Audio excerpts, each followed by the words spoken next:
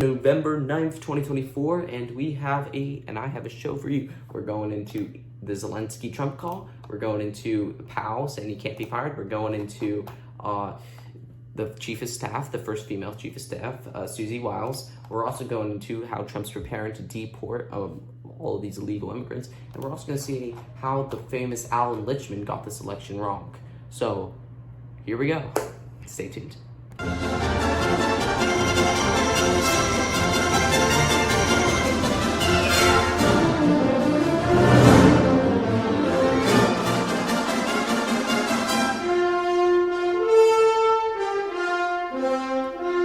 Alright, what's up? Alright, so you read the date? Let's get into this. So I got a couple of headlines for us tonight. We got 5.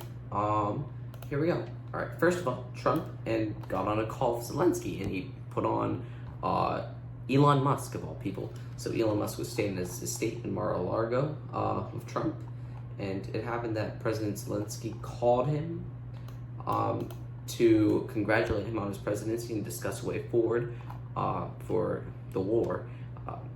We don't really know how Trump stands on the war and how he wants to close it. We know he wants to close it within the first couple of days, but we don't know how he's going to do that. We don't know if he's just going to go up to Putin and say, just take all of Ukraine. I don't think he's going to do that. I think Trump's a much more skilled negotiator than what many people say. But it's kind of interesting that he put Elon Musk on. I don't know what influence Elon Musk has over it. He has influence over American politics. He's a big contractor, gives him a bunch of rockets and stuff. But I don't see how he's a bit influential over Zelensky's war. But all right, next story. Powell claiming that he can't be fired by President Trump. I don't know if that's true or not, but he's doing a fine job. According to Trump, he's doing a fine job, but I don't know how he is really doing. I'm not really known on that, but Donald Trump expressed interest in maybe getting rid of him, but he's likely not going to. But even if he does try to, Powell says that it's not permitted under the law. So we don't know how his seat's going to go down. Somebody else, I forgot his name, Gary Cohn expressed interest into wanting the job, but he resigned in protest of Trump's steel tariffs. So, it's highly unlikely that he's going to get the job. So we don't know if Powell's going to keep his job when his term expires in 2026.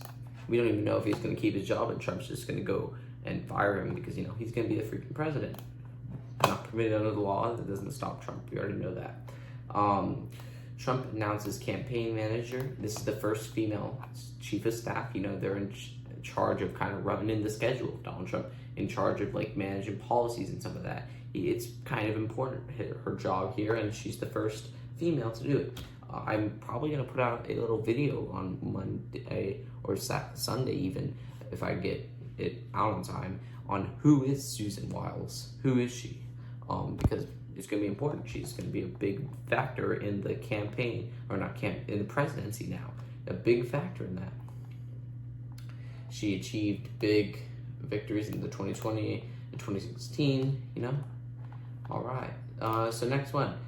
Trump allies prepare sector quietly for mass detention. Yep, they're already starting to prepare for the mass deportations that Trump promised on day one. It's not going to be like a sweep of neighborhoods.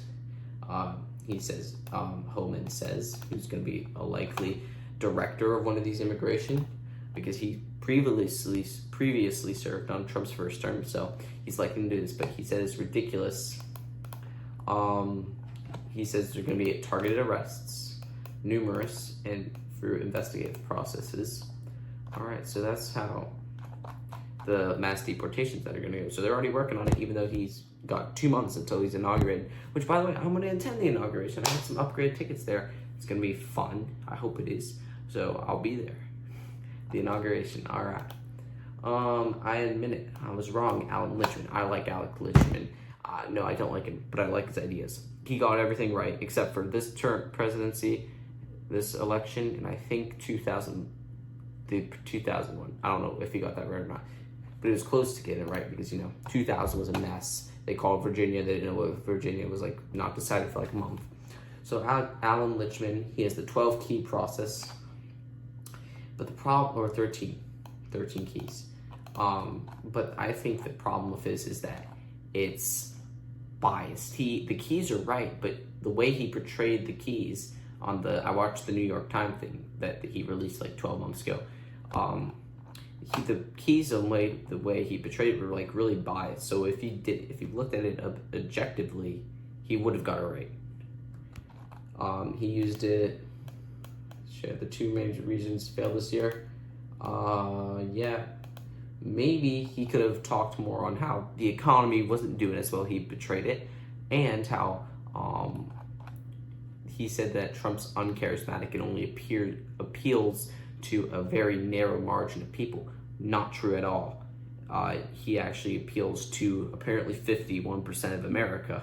What are they right now?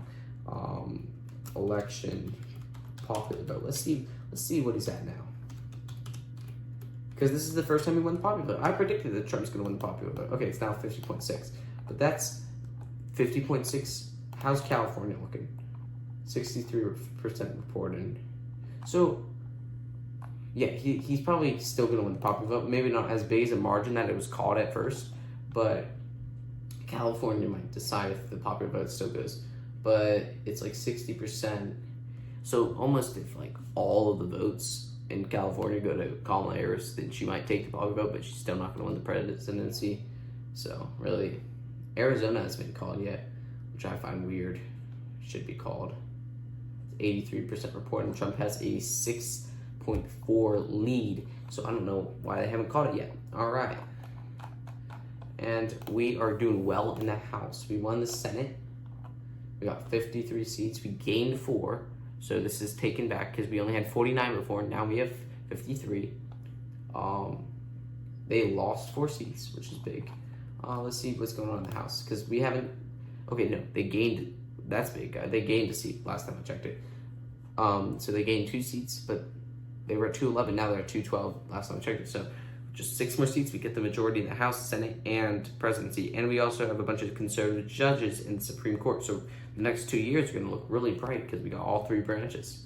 Governor, we already know this. It's not big in the governor side. All right. So, yeah, we got all our topics here.